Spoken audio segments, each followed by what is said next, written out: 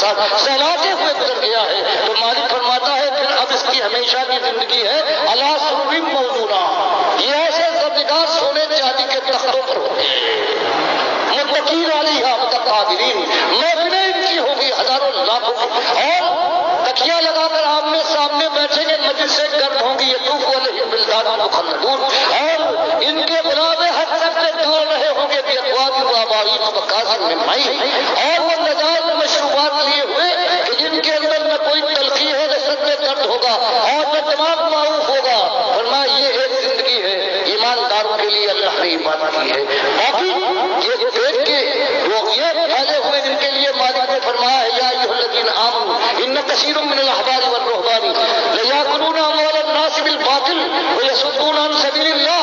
باقی یہ جن کو آج یہ امت پال نہیں ہے اپنی بدعقیدگی کی وجہ سے، جو حرام کھا رہے، امام حنیفہ کہتے ہیں یہ امامت کرنے والا، یہ تعلیم قرآن و حدیث دینے والا، فقہ پڑھانے والا، یہ اذان دینے والا جو اجرت لیتا ہے تو یہ حرام کھاتا ہے، امت ان کو کھلا رہی ہے، اور یہ شرک اور کفر کو عام کر رہے ہیں توحید کی دعوت کے اوپر، یہ دبا کر بیٹھ گئے ہیں، پردہ ڈال دیا ہے، اور پھر خوش ہیں کہ ہماری زندگی بن رہی ہے اور ہم جنتی ہو جائیں گے۔ حضرت نے یہی فرمایا تھا کہ 11ویں کی نیاز کرو، جاری رکھو، بیوی کی سہانت ہو، اور اس کے بعد پھر یہ زیارتیں آتی ہے، غوث کو پکارو، ان کے نام پر چڑھاوے چڑھاؤ، اس کے بعد پھر اس دنیا میں بھی خون برسے گا، اور اس کے بعد یہ تم کو اپنے ساتھ جنت میں لے جائیں گے، تمہارے بغیر نہ جائیں گے۔ یہ آج کا دین ہے۔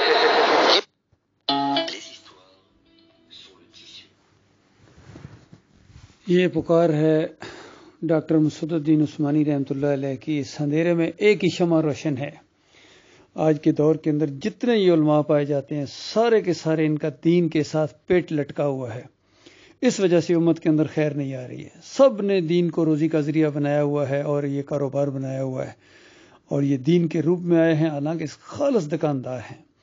بریلوی ہو، دیوبندی ہو، اہل حدیث ہو، سلفی ہو، سعودی حنبلی ہو، سب کے سب اذان کے اوپر اجرت لیتے ہیں اور امامت کرانے کی اجرت لیتے ہیں، اور مدرسوں کے اندر جو قرآن و حدیث کے مطابق بھی برل نہیں ہے، ان کے عقیدے بھی مشرکانہ ہیں، پھر بھی پیسے بھی لے لیتے ہیں سارے۔ اور اگر کوئی ان سے پوچھے، کل ایک ویڈیو اپلوڈ کیا تھا جس کے اندر ایک صاحب نے ایک مولوی صاحب سے بات کر رہے تھے کہ یہ جو آپ نے یہ اپنا ایڈورٹائزمنٹ دی ہے کسی گروپ کے اندر کہ بچوں کو میں پڑھاؤں گا، تو پوچھا بھائی فیس بھی اللہ پڑھاتے ہو یا پیسے لیتے ہو؟ کہتا بس لے لیتا ہوں جی، دے دو۔ تو بس دے دیتے ہو تو لے لیتا ہوں، تو وہی تو حرام ہے نا، حرام چیز تو حرام ہے۔ کوئی بچھو آپ کے ہاتھ میں پکڑا دے تو لے لو گے، سانپ آپ کی طرف کرے تو اس کو گردن میں ڈال لو گے، وہاں تو ایک دم پیچھے ہٹو گے۔ یا کوئی آپ کے سامنے آ کے آپ کی جیب کے اندر کوئی بچھو ڈال دے، خوش ہو جاؤ گے؟ پیسے ڈالو تو فوراً خوش ہو جاتے ہیں۔ بچھو سے زیادہ خطرناک ہے، یہ جہنم کی آگ ہے۔ اور پھر روایت بھی موجود ہے وہ کہ عبادہ بن صامت انہوں نے اپنے ایک شاگرد کو قرآن کی تعلیم دی، جب مکمل ہوئی تو اس نے کہا کہ استاد یہ ایک تیر کمان ہے، یہ آپ لے لیں، اور یہ کھانے کی چیز تو ہے نہیں۔ یعنی اندازہ لگائیے کہ اتنا فہم لوگوں کا کلیئر تھا کہ کھانا پینا دین کے اوپر سوال ہی پیدا نہیں ہوتا۔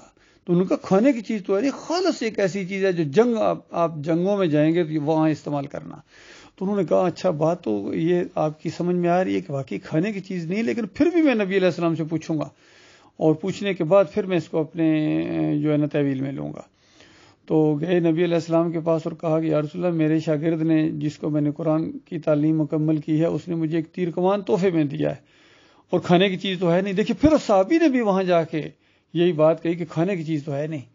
تو نبی علیہ السلام فرماتے ہیں کہ اگر آگ کا توق پہننے کی ہمت ہے، یعنی آگ کا لباس پہننے کی ہمت ہے تو لے لو۔ یہ انداز تھا نبی علیہ السلام کی تعلیم کا۔ تو بتائیے آگ سے بچنے کے لیے تو اس کو تعلیم دی ہے، اب پھر آگ کا لباس پہننا پڑ جائے اس تعلیم دینے اس تیر کمان کی وجہ سے، تو فوراً جا کے کہا کہ اپنے پاس رکھو، میں نہیں لیتا ہوں، یعنی یہ جہنم کی آگ کا لباس ہے۔ کس قدر وہ ڈرنے والے لوگ تھے، ساری چیزیں موجود حدیثوں کے اندر، لیکن ان کی سمجھ میں یہ چیزیں یہ ماننا ہی نہیں چاہتے ہیں۔ نہ فضل الرحمان مانتا ہے، نہ اعلیٰ حضرت مانتے تھے، نہ ابو العلا مانتے تھے، کوئی بھی نہیں مانتا ہے، نہ بریلوی، نہ دیوبندی، نہ اہل حدیث، نہ سلفی، سارے کے سارے اس حرام خوری کے اوپر اکٹھے ہو گئے۔ اور میں ایک آپ کو بات بتاؤں، یہ مفتی نہیں بن سکتے ہیں جب تک الہدایہ ایک وہ کتاب ہے جو ابو حنیفہ رحمۃ اللہ علیہ کے فتووں کو جمع کیا ان کے شاگردوں نے. ان کی اپنی کتاب نہیں ہے لیکن وہ تو فتوی دیتے تھے، بات سمجھاتے تھے فقہی مسائل کے اندر. تو فقہ کے اندر یہ چیز لے کے آگے ان انداز سے. اور وہ الہدایہ کے اندر آج وہ بات موجود ہے. ابو حنیفہ کہتے ہیں جو اذان دینے والا مؤذن پیسے لیتا ہے، جو امامت کرنے والا امام پیسے لیتا ہے، اور جو قرآن و حدیث پڑھانے کے بعد عالم دین ہے وہ اس کے پیسے لے لیتا. وقت تو لگے گا لیکن اس کی اجرت نہ لے، اجرت اللہ سے لے، اللہ مالک اللہ دے گا. لیکن اگر لے لیتا ہے تو ناجائز اور حرام لیتا ہے. تو ان کے دونوں شاگردوں نے اس کی تشریح کی کہ ہمارے استاد نے یہ جو فتویٰ دیا ہے کہ ناجائز اور حرام ہے، ہم کہتے ہیں کہ یہ اس طرح حرام ہے جس طرح ایک بازاری عورت اپنا جسم بیچ کر وہ جو پیسے لیتی ہے وہ امام صاحب کی تنخواہ کے برابر حرام ہے. اللہ کے بندو غور کرو، ان حرام خوروں کی وجہ سے آج دعائیں قبول نہیں ہو رہی ہیں. کیونکہ نبی علیہ السلام نے فرمایا جس کا جسم حرام کا ہو، جس کا کھانا حرام کا ہو، اس کی دعا نہیں قبول ہوتی. اگر دور دراز سے چل کر آئے، غبار میں اٹا ہوا تھکا ماندہ آئے، بیت اللہ حج کرے یا عمرہ، اور اس کے بعد بیت اللہ کی چادر کو پکڑ کے یا ربی یا ربی یا ربی اس طرح پکارے، اے میرے رب اے میرے رب. حالانکہ براہ راست کوئی شرک نہیں کر رہا ہے کسی طرح کا، لیکن حرام کی وجہ سے نبی علیہ السلام نے فرمایا ایسوں کی دعا اس کے منہ پر ماری جاتی ہے کہ بے ایمان حرام خور. تو آج یہ معاملہ اللہ کے بندو، ان حرام خوروں کے پیچھے نہ چلو. ان کو یہ تمہاری آخرت برباد کر دیں گے. دنیا تو برباد اپنی آنکھوں سے دیکھ رہے ہو، ان کے پیچھے نہ چلو، حرام خوروں کے پیچھے نہ چلو. اللہ کے بندو پہلے ایمان بھی درست کرو. اللہ کے علاوہ کوئی معبود نہیں ہے، کوئی داتا، کوئی دستگیر مشکل کشا حاجت روا نہیں ہے، کوئی غوث فریادوں سننے والا نہیں ہے سوائے اللہ کی، کوئی واسطہ وسیلہ نہیں. اس طرح جو دعا مانگتے ہو نا اپنے حبیب کے صدقے، فلاں کے صدقے، فلاں کے صدقے، پنجتن پاک کے صدقے، یہ شرک ہے، اللہ کو گالی ہے. اللہ کو گالیاں دے کے سمجھو اللہ آپ کی دعا جلدی قبول کرے گا. اور انسانوں تمہیں سمجھ میں نہیں آتی. مسلمانوں کیا ہو گیا تمہیں؟ پورا قرآن اللہ نے بھر دیا، الحمدللہ سے لے کر والناس تک یہ مسئلہ ہے. سارے انبیاء اللہ کو پکارتے تھے. بتاؤ کہاں واسطہ وسیلہ؟ سارے انبیاء پہلے نبی جو اس دنیا میں آئے ہیں ان سے ایک جو خطابی ہو گئی تھی آدم علیہ السلام سے، فوراً اللہ کو پکارا. اللہ نے سکھائی یہ دعا، ربنا ظلمنا انفسنا، براہ راست اللہ کو پکارا. نوح علیہ السلام نے فرمایا انی مغلوب فانتصر، میرے مالک اب یہ میں بالکل مغلوب کر دیا، انہوں نے نہیں مانتے میری بات، میرے مالک میری مدد فرما. بتائیے ہر نبی نے اسی طریقے سے، موسیٰ علیہ السلام نے اللہ کو پکارا، عیسیٰ علیہ السلام اللہ کو، آخری نبی کی دعائیں نقل ہوئی ہیں، صحابہ اکرام کی دعائیں نقل ہوئی ہیں قرآن کے اندر اور حدیثوں کے اندر. کہیں واسطہ وسیلہ نہیں ہے. واسطہ وسیلہ شرک ہے، شرک ہے، بہت نجس ترین شرک ہے ذات کے شرک کے بعد. ذات کا شرک یہ نور من نور اللہ، ذات کا شرک سب سے بڑی گالی اللہ کو، نجس ترین گالی. اور باقی ہر شرک گالی ہے، لیکن نجس ترین شرک یہ ذات کی گالی کہ نبی علیہ السلام اللہ کی ذات کے ٹکڑے. اور اس کے بعد پھر یہ کہ وسیلے کے ساتھ دعا مانگو، نبی کا وسیلہ. اور پھر انبیاء کے اوپر الزام لگاتے رہے. یہ تبلیغی جماعت کے اندر کہ آدم علیہ السلام کی دعا قبول نہیں ہو رہی تھی جب تک نبی کا وسیلہ نہیں دیا. ان بے ایمانوں نے اس طرح اللہ کے اوپر الزام لگائے اور قرآن کے اس مضمون کا رخ بالکل بدلی کر دیا. بے ایمانوں مشرک مفسرین نے کہیں اللہ کو چھوڑ کر یہ یوسف علیہ السلام کو سجدے ثابت کرتے ہیں، کہیں آدم علیہ السلام کے اوپر الزام لگاتے ہیں.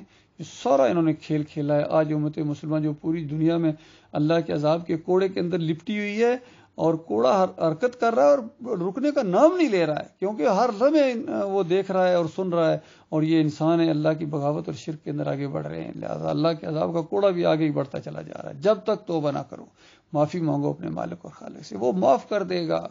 ابھی ایک حدیث میں نے پڑھی ہے، ابلیس نے وہاں کہا، جب یہ چیلنج کیا اللہ تعالیٰ کو، کہا کہ یہ تیری قسم یا اللہ میں ان کو اس وقت تک ان کو میں گمراہ کرتا رہوں گا جب تک وہ آخری سانس آنے سے پہلے جو غرہ نہیں لگ جاتا، موت کا غرہ جسے کہتے ہیں، سانسیں اکھڑ گئی، سانس لگ گئی، اس سے پہلے تک میں ان کو گمراہ جہنمی بناتا رہوں گا. اسی وقت اللہ تعالیٰ نے کہا کہ اچھا مجھے بھی اپنی عزت اور جلال کی قسم ہے کہ اس وقت بھی جب میرا بندہ اگر میرے سے معافی مانگ لے گا تو میں پچھلے سارے اس کے گناہوں کو مٹا دوں گا. یہ حال ہے اللہ کے بندوں. غور کرو، اللہ تعالیٰ غور و فکر کرنے کی توفیق عطا فرمائے.